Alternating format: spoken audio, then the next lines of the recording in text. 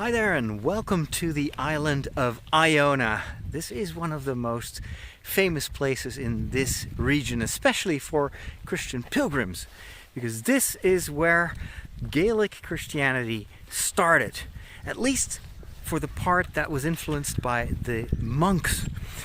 About 1450 years ago, a monk called Columba came from Ireland after he had a bit of a fallout with his master and teacher, came to this island.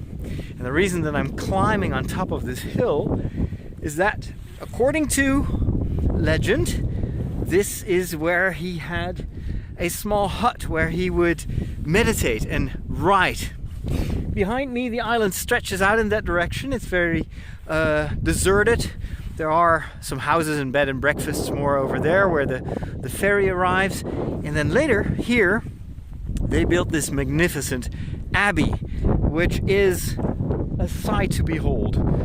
This is where, during the Middle Ages, so way after Columba, monks would live and pray together. And also they would cultivate their food. So right there, on this side you will see small gardens. This is where they would cultivate legumes and potatoes in order to survive. Of course, they also had some cattle. They were able to have dairy products like cheese. But this was the main building, the main abbey. It's been rebuilt several times, of course. There are deeper layers that are very, very old, and then this one has just been restored not so long ago. And I want to take you inside to discover it, but not before I show you what they call the road of the dead. This is where the monks would go to ultimately go to that chapel, and there behind there is a small cemetery where monks from multiple generations are buried. Not only were there monks, but there are also sisters, religious sisters that lived on this island, and they too would come to this this abbey to pray and, of course, to assist at Mass. It is a little bit slippery here, so I have to make sure that I don't fall. But so far, so good.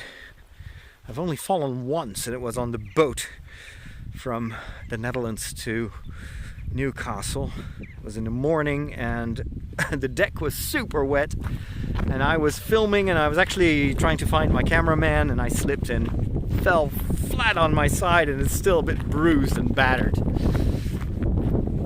What you will see a lot here on the island are these ancient crosses. This cross, for instance, is completely made out of granite, and it's of course a very, very tough stone to decorate, and so they manually created these scenes in there for pilgrims so that they would stop on their way to the abbey and pray at these crosses.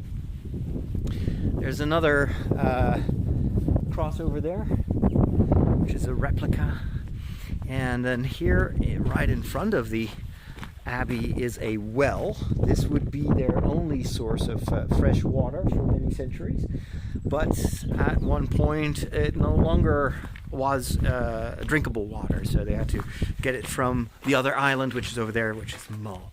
All right, we're going to go inside the Abbey church, which is used by many different denominations.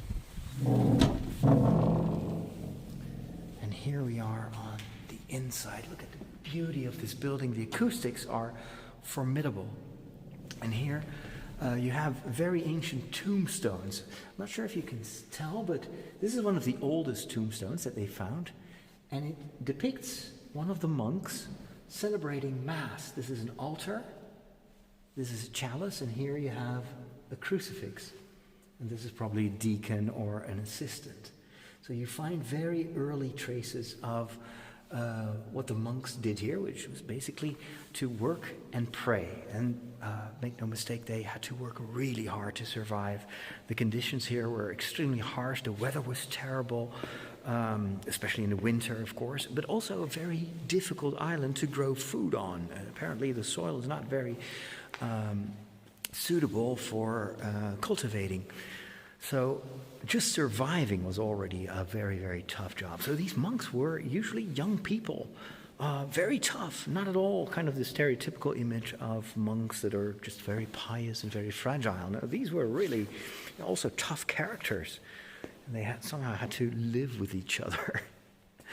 I'm going to take you here to a side chapel.